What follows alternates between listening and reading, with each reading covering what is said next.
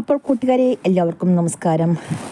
അപ്പം ഞങ്ങളിന്ന് യാത്ര പോകുന്നത് എങ്ങോട്ടാണെന്നോ, ഞങ്ങളിന്ന് യാത്ര പോകുന്നത് സഫാരി പാർക്ക് ഷാർജ കാണുവാനാണ് കേട്ടോ. അപ്പോൾ മോൻ്റെ നിർബന്ധമാണ്, അതുകൊണ്ട് നമ്മളൊന്ന് പോയേക്കാന്ന് വെച്ചാൽ കുറച്ച് ദിവസമായി അവൻ പറയുന്നേ. അവന് പക്ഷിമൃഗാദികളൊക്കെ കാണാൻ ഭയങ്കര ഇഷ്ടമാണ് കേട്ടോ. ഞങ്ങൾക്ക് എല്ലാവർക്കും മൃഗങ്ങളെ ഭയങ്കര ഇഷ്ടമാണ്. അപ്പോൾ അതുകൊണ്ട് മൃഗങ്ങളെയൊക്കെ ഒന്ന് കാണാം എന്ന് കരുതിയിട്ടാണ് പോകുന്നത്. അപ്പോൾ സഫാരി പാർക്ക് ഷാർജ എന്ന് പറഞ്ഞാൽ ആഫ്രിക്കൻ വനാന്തരങ്ങളുടെ ഒരു മിനി പതിപ്പാണ് കേട്ടോ. ആഫ്രിക്കൻ വനാന്തരത്തെ, അവിടുത്തെ മൃഗത്തെയും അവിടുത്തെ പക്ഷിമൃഗാദികളെയും സസ്യലതാദികളെയൊക്കെ ഒന്ന് റീക്രിയേറ്റ് ചെയ്തിരിക്കുന്ന സ്ഥലമാണ് കേട്ടോ. അപ്പോൾ കണ്ടോ, നല്ല കാട് കാണുമ്പോൾ നമുക്ക് ഇടുക്കിയെ ഓർമ്മ വരുന്നു.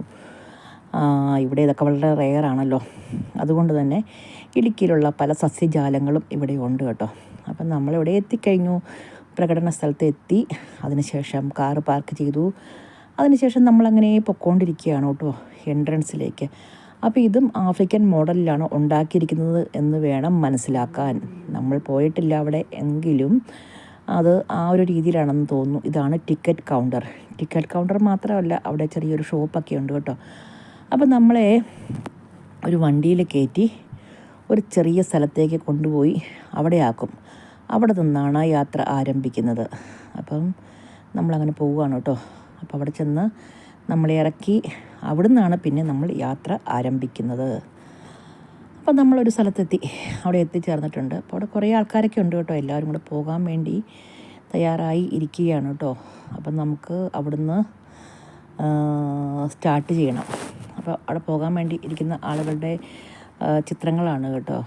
അപ്പം എന്താണ്, പല രാജ്യക്കാരുണ്ട്. ആരബ്സ് ഉണ്ട്, പാകിസ്ഥാനികളുണ്ട്, മിസറികളുണ്ട്, അങ്ങനെ പല പല പല പല പല പല പല രാജ്യക്കാരുണ്ട്. അപ്പം നമ്മളങ്ങനെ വണ്ടിയിൽ കയറി കേട്ടോ. അപ്പം നമുക്ക് കയ്യിലൊരു സാധനമൊക്കെ കെട്ടിത്തരും. അതൊക്കെ സ്കാൻ ചെയ്തിട്ടാണ് കയറ്റി വിടുന്നത് കേട്ടോ. വളരെ സെക്യൂറായിട്ടുള്ള ഒരു സ്ഥലം തന്നെയാണ്. അപ്പോൾ നമുക്ക് കിട്ടിയത് സെക്കൻഡ് റോയാണ് കേട്ടോ. അപ്പോൾ അവിടെ ഇരുന്നാൽ നല്ല വെയിലാണ്. അപ്പോൾ അവർ ആദ്യം തന്നെ പറയുന്നുണ്ട്, വെയിലിനെ പ്രതിരോധിക്കാനുള്ള എല്ലാ നടപടികളും നമ്മൾ ചെയ്തു കൊള്ളണമെന്ന് പറയുന്നുണ്ട്. ഞാൻ ഒരു മാസ്കും ഒരു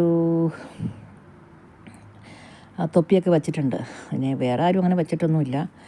പിന്നെ ഞാനാണല്ലോ ശ്രദ്ധിക്കേണ്ടത്, നമ്മുടെ ഗ്യാരണ്ടി കളറാണല്ലോ. പിന്നെ അതുമാത്രമല്ല, എനിക്ക് സൺ അലർജിയുണ്ട്. പെട്ടെന്ന് ഞാൻ സൺ അലർജി ഉണ്ടാവും എനിക്ക്. അതുകൊണ്ട് വളരെയധികം സൂക്ഷിക്കേണ്ടതുണ്ട്. അപ്പം അങ്ങനെ നമ്മൾ ആദ്യമായിട്ട് കാണുന്നത് മാനുകളെയാണ് കേട്ടോ. മാനുകൾ, പിന്നെ കണ്ടോ, പിന്നെ ദേ ആന. ഇത് ആഫ്രിക്കൻ ആനയാണ് കേട്ടോ. ആഫ്രിക്കൻ ആന, നമ്മുടെ നാട്ടിലെ ആനയല്ല, ആഫ്രിക്കൻ ആന. അപ്പോൾ ഒരു തുമ്പിക്കൊക്കെ കുറച്ച് നീളം കൂടുതലുണ്ട്, കൊമ്പിന് നീളം കൂടുതലുണ്ട്, കുറച്ച് വലിപ്പം കൂടുതൽ.